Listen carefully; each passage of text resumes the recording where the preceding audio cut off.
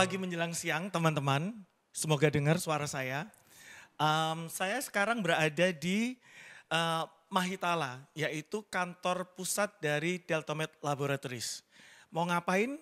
Kita akan seru-seruan di sini ngobrolin mengenai fungsi herbal sekaligus meluruskan semua hoax-hoax yang ada di dunia maya ini mengenai peran herbal dan juga COVID-19. Saya Lawrence Chandra, saya akan memandu acara ini. Dan kalau teman-teman ingin bertanya, kalau Anda yang di IG Live bisa langsung tanya, nanti kita akan jawab. Atau buat teman-teman media yang akan menerimanya tidak secara live, bisa bertanya di hendratno@inkemaris.com.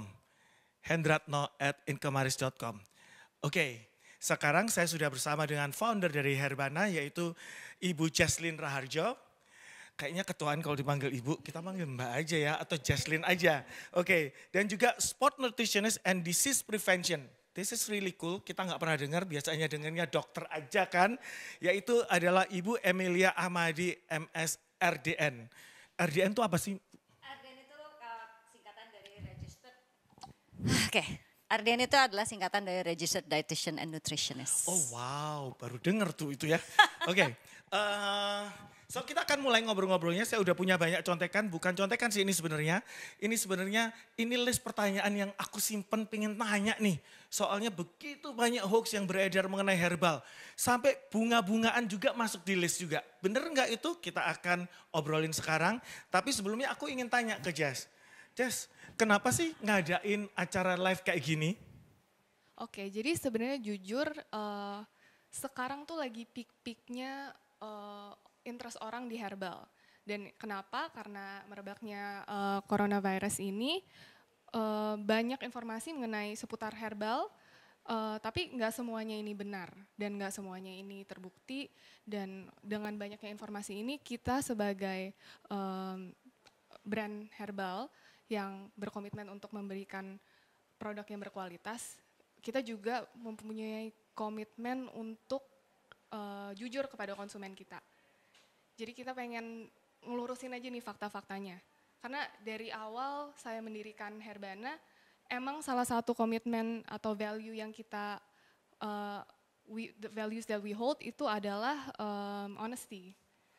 Jadi that's why kita ngadain acara ini. Jadi sebetulnya acara live ini bukan buat jualan kan?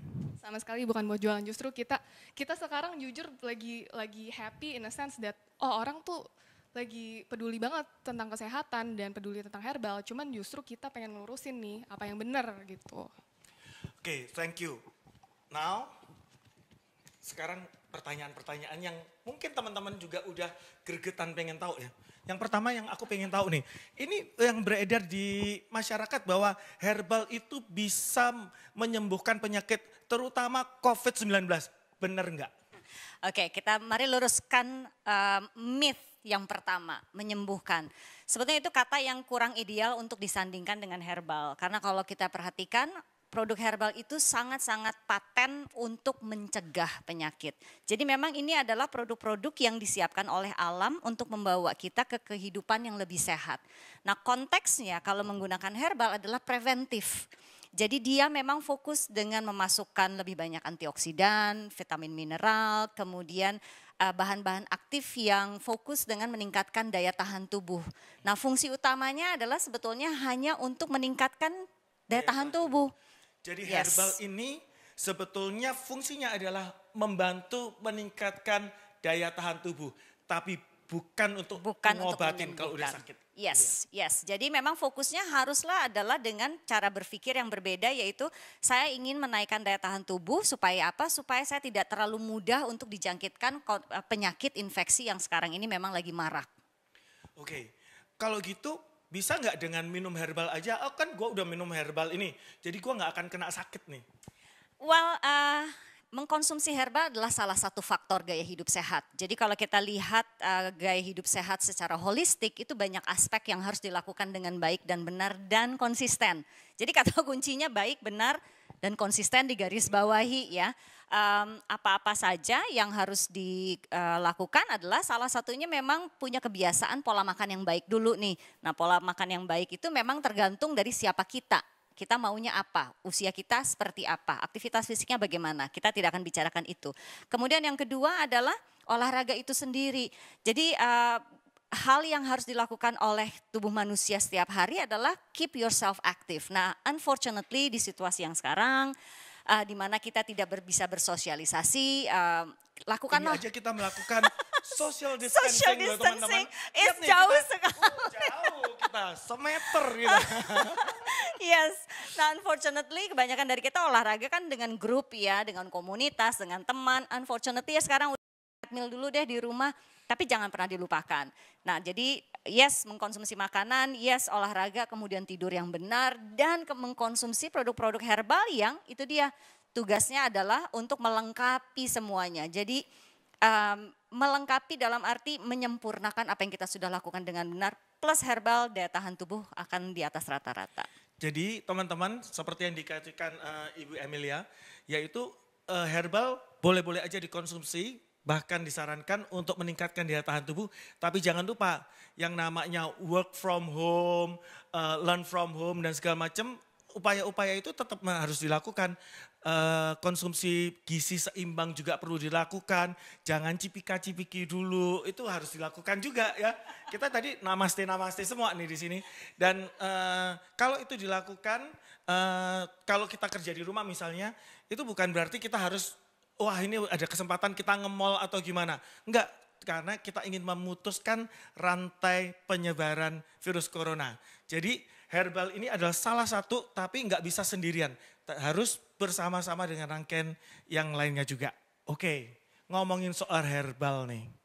Apa aja sih herbal yang bisa dipakai untuk meningkatkan daya tahan tubuh? Karena yang beredar tuh banyak banget. Yes, memang herbal itu tidak semuanya atau rempah-rempah itu tidak semuanya fokus dengan immune system.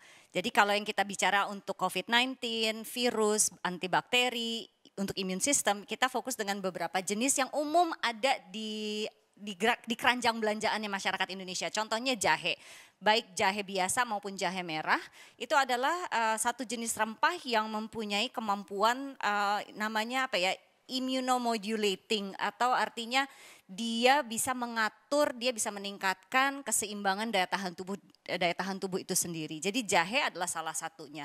Kemudian kunyit itu terkenal ya mengandung bahan aktif yang mempunyai kemampuan juga untuk sebagai anti radang, anti inflamasi, anti infeksi. Kemudian produk lainnya adalah jintan. Jintan hitam juga sangat dianjurkan untuk dikonsumsi dan memang fokus dengan immune system. Kenapa? Salah satunya adalah kandungan vitamin C-nya dan zinc-nya yang tinggi. Susah dan gak sih non-kalor. dapat jintan? Menurut saya sih enggak ya. Jintan hitam memang slightly mungkin agak sedikit lebih tidak umum dibandingkan jintan biasa. Tapi jintan biasa pun mempunyai kemampuan yang sama. Hanya memang jintan hitam mempunyai kadar yang slightly higher sehingga dilihat sebagai produk yang lebih poten lah untuk immune system. Jadi kombinasi itu dengan daun kelor is a perfect rempah. Ini ada serai nih juga. Yes. Nah serai ini sebetulnya sih lebih fokus dengan pencernaan. Membuat pencernaan kita menjadi lebih sehat sehingga kita bisa mengolah makanan, bisa menyerap makanan dengan lebih ideal. So in a way walaupun tidak secara langsung meningkatkan immune system, tapi karena pencernaannya dibuat menjadi lebih sehat dan kita bisa menyerap apapun bahan aktif yang ada di produk rempah yang lain sehingga kita bisa gunakan secara maksimal. Apa sih bedanya antara, jadi teman-teman kalau orang yang ribut-ribut soal jahe merah tuh ternyata benar ya, jahe merah itu bisa meningkatkan daya tahan tubuh. Cuman bedanya apa sih antara yang merah, ini yang merah ya? Itu jahe merah. Ini jahe merah, Itu yang ini jahe yang biasa. tadi dipikir ayam itu adalah jahe. Kemudian teman-teman pernah lihat gak, ini kunyit. Ya kunyit Yes. dan ini serai. Serai. Kan kita sering minum teh serai gitu ya. Sebagai hiasan sih sebetulnya kalau Sebagai kita, hiasan ya? soalnya tidak digeprek juga gitu Harus kadang-kadang. digeprek. Oke, Yes. nanti kita ngomongin soal geprek-menggepreknya. Yes. Cuman pengen tahu nih bedanya antara yang merah dengan yang biasa itu apa Ya, sih? sebetulnya bahan aktifnya sih sama ya. Memang di jahe merah ini kelihatan konsentrasinya menjadi lebih tinggi sehingga dengan menggunakan dengan jumlah yang lebih sedikit kita mendapatkan potensi yang slightly higher. Jadi disitulah popularitasnya. Kemudian juga jahe merah ini karena warnanya yang sedikit berbeda, warna merah itu juga konteksnya adalah antioksidan. Jadi memang rule of thumb saya selalu mengatakan semakin gelap warnanya, semakin berwarna merah, semakin berwarna jingga, dari sisi konteks antioksidannya semakin tinggi.